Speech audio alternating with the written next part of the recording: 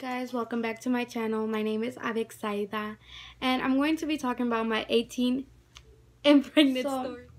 I'm going to give you guys a little bit of background on how I met my baby's father.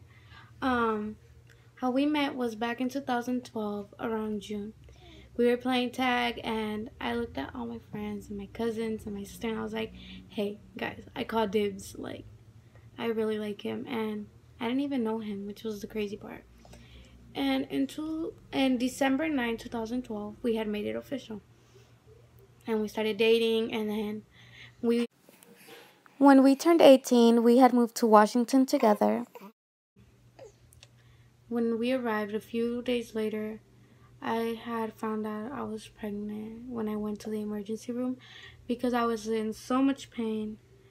And they had told me I had an ectopic pregnancy and I had to immediately get surgery, and yeah, that's another story. And I had an appointment a month later and they told me that that it was gonna be harder for me to get pregnant just because they did have to take out a tube and etc. So after that had passed, it was already August. It was August 20th that I had conceived, but I didn't know. And I didn't think I was going to be able to get pregnant, guys. Like, in my mind, I was set that I wasn't going to be able to have kids. I wasn't going to be that person that gets blessed to have a baby. So September 3rd comes around and I'm feeling really sick, and I tell my boyfriend, hey, take me to the hospital because I'm not feeling well and this is not me. I was feeling nauseous, tired, my stomach was cramping. So yeah, we went to the hospital. They had to take me in right away and they're like, okay, we're gonna do some blood work. And I'm like, okay. And then they're like, can we tell you the results in front of your significant other? And I was like, yeah. Like, I didn't think nothing of it. And they're like, well, you're pregnant. And my boyfriend, he literally had the biggest smile on his face while I was in shock.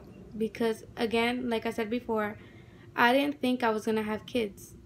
And when I went to my first ultrasound was the next month. And they told me I was already 2 months pregnant in 2 days. And I was like, I was so happy. But in my ultrasound, my baby literally looked like a little ghost. Then 2 months later, I had moved back to Wisconsin. I had made appointments for me. I had already gotten a job when I got there. It was just all amazing. The next day I had an appointment. When I went to my appointment, they did basically an ultrasound and some blood work, and they just talked to me about how far along I was, and yeah.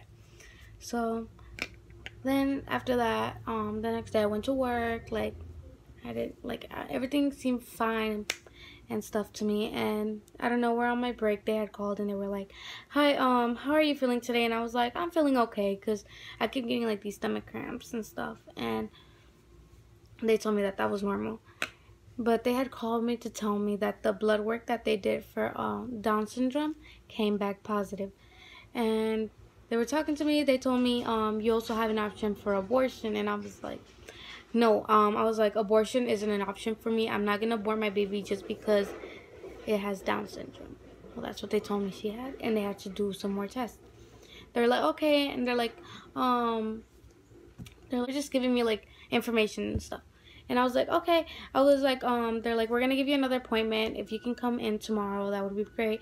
And I went in for my appointment, and they made me Skype with, this doctor from Arizona, which he explained to me the whole thing about Down syndrome, and also how the first blood result can also come back, positive, but it can also be wrong, and that's why they would like to do more testing.